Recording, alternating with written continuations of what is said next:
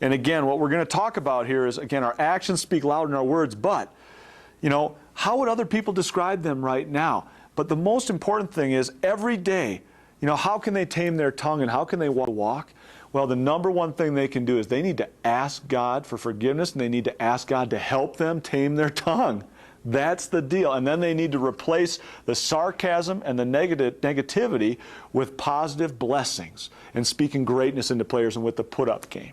It's very, very important and very powerful. Again, think before you speak. And this is where we talk about that acronym, THINK. Don't say it unless it's true, helpful, inspiring, necessary, or kind. That's what the word THINK, the acronym is. If it's not true, don't say it. If it's not helpful, don't say it. If it's not inspiring, don't say it. And as you can tell, I have trouble with this N one, necessary, as I talk too much. But is it necessary? Do I need to say what I'm going to say, or can I just be quiet here? And then the last thing is it kind? Remember the feedback from the Vail ski instructors. What was it like? Was it nasty, mean, get it done or I'm going to fire you? Or is it, hey, you're doing great, keep pushing, now try this.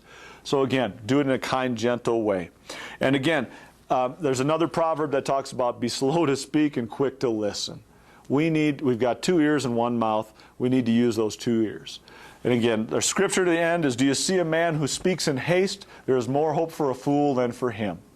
And again, I would hope that all these coaches would learn that we don't want to bless and curse out of the same mouth. We want to bless. And when we critique, we're going to do it in a loving manner that speaks to their heart and not just to their activity.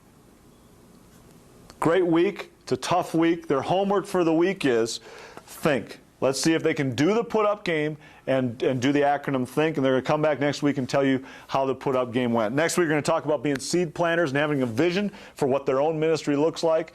But you know what? I bet you're doing great. Again, I never mentioned this. If you ever have any questions, you can email me at rolson at fca.com.